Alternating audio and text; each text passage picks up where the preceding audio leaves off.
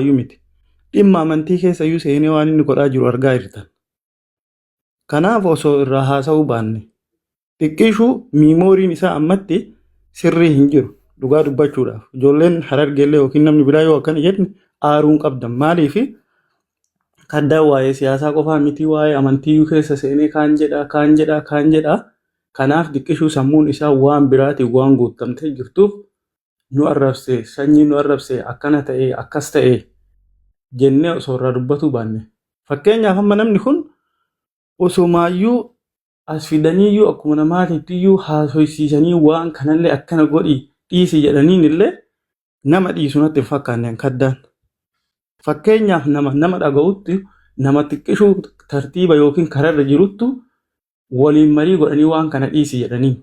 Mee amma fakkeenyaaf isaa kan eenyutti kalaa eenyutti himtan. Isa arrabsine yoo jettan ammoo xiqqoon ulfaata. Isaayyuu ka booyan isaayyuu ka silaa namni kun kaleessa akkana ture har'a akkamitti akkana ta'e akkamitti sadarkaa kana gahe gadi bu'ee sadarkaa haadha namaa arrabsuu kaleessa namni kun nama Oromoof dhaabataa ture ta'ee har'a ammoo gaddeebi'ee haadha namaa arrabsa. Sammuu isaa kana maaltu qabate maal ta'e namni kun ergama qabamoo sammuu isaatu kana hunda du'e waan jedhanii isaayyuu ka booyanii osoo waan kana qallalchineetuma dhiifne homaa rakkoon fidu. Innuu garaa nama nyaata. Wallaahi nama isin nu arrabse jettanii boottaniimi baxxaami garaa na nyaata inni sadarkaa kana gabbu'uun kaleessa kanaan hin beeyne. Namni Oromoo tana karaa waa meeqaan haga sadarkaa barattoota yuunivarsiitiitti sagalee ta'aafii ture har'a gabbu'ee yoo akkana ta'ee nama arrabsu nama xiqqeessu ganda nama arrabsu isaayyuu ka booyanii isa arrabsuuf yookaan isa xiqqeessuuf deemuu irraa osoo dhiifne ani yaadni kiyya kanuma gabaabamatti. Nayyee nadi. Galatooma caarraa adaan nuti sanii garuu yeroo baay'ee ganna haleelanii maaliif akkana haleelan hin beekne. Namni sin buufne onnaa keeti. Bakka kiyya kana leencoo galchisiu. Shabakaa keeti. Ayyaase. Kan jechuu barbaadu. Yeroo Kadir shanyii arrabse qabsaa ture qabsaa ture. Gaafii tokko sin gaafa. Ati qabsaa turte amma Kadiri Jawaariin osoo argee ni ajjeese. Sababni yoo gaafanne amma sababni hin jiru. Sigalee sababni inni ajjeesuu fi osoo gaafattee hin jiru sababa hin argitu. Sababni immoo maaf waan Oromoo dubbataadha. Maaliif dhimma Oromoo dubbataadha. Sigalee waan Oromoo maal dubbataaf itti duulamu jedha. Kadiri jabaadhaa kaleessa qabsaa ture yoo har'a jabaa Oromoo ajjeesu ta'e yoo hayyuu Oromoo kaballeessu ta'e qabsaan inni kaleessa qabsaa'e sun maaliif akka inni qabsaa'e hin beeku. Jabama jedhanii akkanumatti waan argitanii nama faarsina. Gaabbee jira Kadir waan kaleessa godhu. Inni gaabbee barcuma irraa fuudhee lafa kaa'e lakkii nama barcuma irraa fuudhee lafa kaa'u lakkii bakka kana siin malaa lakkii ana dhoqqennaan mala jedhee nama gaa harkifatu. Fiddee teessoo ol harkiftaa. Migarmino. Kadiri shanyii nama arrabsuun noommonti sodaanni waan isaa dubbatu hoolota biyya arabaa kanaaf gabbaatee wal qalti galbaatee wal ajjeefti waan miskiin argitee waan tokko nyaattee garaan quubne waa argine haadhaa fi abbaa ofii gargaaruuf biyyaa baate wal ajjeefti jennee sodaanni malee dhimma Kadiri sodaan qabnu. Dhimma Jawaar illee onni arrabsellee arrabsuu baatellee wanti hin qulqulleen jiru. Yoo arrabsee katti laxxafamu taate deemu shaaworii seenee ofirraa dhiqu Jawaar. Arrabni Kadiri katti laxxafamu taate. Garuu kan sodaannu ijoollee biyya arabaa sodaan. Sigalee wal ajjeetti gayyaate. Rakkoon isaa kana malee Kadiriin kaleessa qabsaa ture qabsoo isaa samidhee jira. Yoo inni siif gaarii nama har'a namni tokko har'a si gargaaree boru yoo akka ati duutu gocha ati duutuu sirra raawwate. Kaleessa na gargaare jettee haga inni si ajjeesuuf jala ciistaa. Ajaa'iba keessa. Kadir yakkarra jira. Sanyii arrabsuun balaa guddaa. Wallahi garuu silaa gabbaanee arrabsinaa arrabsuu haayima cambuu jennee itti dhiisnee cambuu dhiisa. Irraalleen dubbatina. Kan sodaatu jiru ijoolleen biyya arabaa akka waliin ajjeesne kanaaf jettee sodaannee cal'ise. Sigalee maleeni Kadir qabsaa ture kaleessa jabaa ture kaleessa maali ture. Gaabbee jira udaan itti laaqee jira ashawaan naqee jira waan hojjete. Dhumati wanti biraan jiru qabsaa inni tasaa asiin marroo faarsaa asiin abiyyi faarsaa asiin Jawaar arrabsaa qabsoo Oromoo maantuun kuni ofitti maantee jira. Kadiri Jawaari garuu ganda nama arrabsuun dhoowwaa. Galatooma. Ayyee galatoomi ani yaada xiqqoo ishee anillee hin dabarfadha. Ile qomi leencoo shodde gisee takka koi leencoo koi gisee takka bichaa dubbachuufi. Koi abdi takka bichaan dubbadha. Beeke hin dubbatta dhiifamtana bichaa dubbachuufi. Beektaa namni akka malee dogongoraa jira. Dogongora keessa jirtan. Dogongorri isin keessa jirtan waa'ee biyya Arabaatii fi waa'ee maalii kana jala naasayina. Abbaan dhugaa irratti abbaan fedhe walaa qalu abbaan fedhe waal fedhe walaa godhu. Kadir martuu kaleessallee kan inni itti kola'e akka ilma akka qabsaa'aa tokkootitti akka ilma Oromoo tokkotti waan isaa dubbachuu hin danda'a. Kadir martuu kaleessallee kan itti qabsaa'ee kan irratti kola'e qabsoo Oromootiif osoo hin taane osoo beera namaa gudeeduuf koondamii godhatee akka diqaalaa hin dhalchineef olii gaddeemu kola'e. Mee artistoonni Oromoo mileenaan jirti. Mileenaan guuteetiin hin jirti. Namni qunnaa fi wannaa ganda keessaa guuratee qumbaa ganda keessaa guureetiin qo'ee yoo jedhe bakka qabsaa'aa Oromooti. Qabsaa'aa Oromootii miti. Qabsaa'aa Oromoo jechuun nama lubbuu ofiillee kenneetiin ummata Oromootiif dhugaa dubbatu dhugaa duuka deemuudha.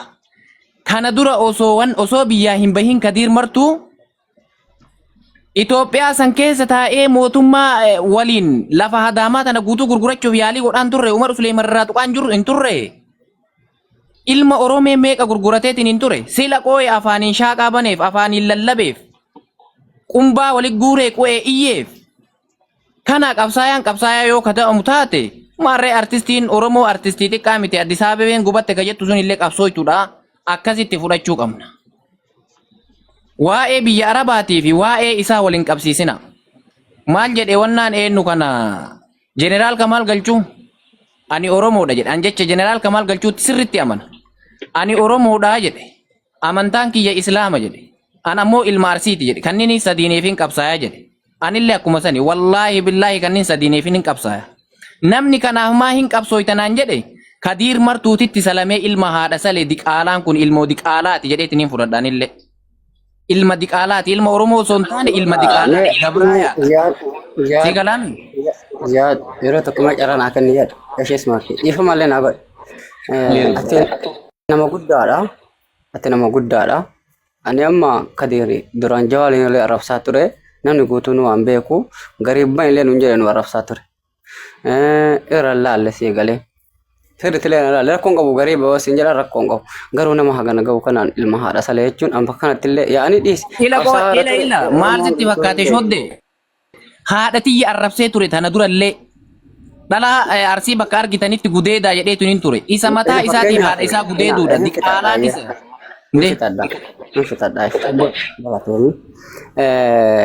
Ati bakka akka isaan ta'een kaate. Fakkeenyaaf namni tokko yoo qeerraa tare ati duuka taruu hin qabdu. Yoo saniinuu muxxee haara keetti sale Amaariffaan Amaaraan waan nu jette. Amaariffaan illee arrabsaa ture. Sii galee. Atillee fakkeenyaaf akka isaa kanatti yoo muxxee haadha isaa salee jettee namni sillee si jibba sii galee ofiitammoo nama waa dubbataa jiru. Nana walumaa galatti Kadirii hin jaalanna hin jaalanna. Kutaa 11 guutuu jaalata Kadirii. Oromoon guutuun hin jaalatti Kadirii. Garuu ammoo bakka inni balleessatti itti himuuni jaalala isaa san hin orgitu. Bakka inni itti balleessee nama arrabsutti irra dhaabbatanii lakki Kadir sirrii hin goone ta'e likki itti himuun viidiyoo waraabamee bira gaa likki itti himuun jaalala isaa san hin daangessitu hin orgitu. Ijoollee biyya Arabaa sodaannee gabbaanee likki itti himna ka'eef Kadir ka arrabse nama tokko arrabse waa'ee gandummaallee xiqqishoollee gariibban bakka inni sanyii akkana nu jedhe san immoo kun dhugaa dubbachuuf waan Arsii irratti Arsiif rakkate hin beeku malee ani dhugaa dubbachuuf san amma sanyiin isaa Arsima garuu Oromoo guutuu haa taatu malee sanyiin isaa ta'awwala Arsima Arsimaa waa jedhe kun sodaattanii wanti dangaa qabdan hin jiru kun ijoolleen biyya Arabaa nama likkiitti himuu fi waan taati mee fakkeenyaaf yeroo asiin Jawaar sagalee uummata sagalee konkolaattota taatu yeroo Finfinnee fi Adaamaa seenuu dadhabe yeroo san isaa takka gabbee ciftii takka barreessu agartanii barreeffama. Lakki hawaasni Harargee nagaan bahee gurguratee haa galu isaa agartanii. Argitanii yeroo keessa jirtan mee Harargee bar ijoolleen man Harargeetota irratti gabbaatee Kadir sirrii hin jirtu dhaabbadhu qabsoo Oromootitti gufuu ta'aa jirta. Akka itti barbaa'ee jira likki walitti himummaa barbaachisa. Isin ammoo yeroo forfaayir adii tana laaltanii rakkoon biyya Arabaa keessatti galeettanii wanti seeraa dubbattaniif hin jiru rakkoon hin jiru. nama badaa dubbatu nama waan fokkataa dubbatu ittiin rakkoon qabu. Kadir balleessee sirriitti balleesse. Mootummaan deeggaruu waan bira bara bokkatti nama qeeqantu jira. Namni kun nama guddaa, nama hagana gahu, nama qabsoo kana keessatti illee bakka guddaa qabu. Nama Oromoof jedhee kola'e namni kun akkatatti nama arrabsu jira. Hayyummaa isaa san jalaa agarsiisi. Gurbaan mucaa alcha jira nama naan ilmi isaa wajjin si fida mucaa alcha jira dheengadda Ameerikaatti mucaa argate maal kolaa jettansi dhugaa dubbadha hodde.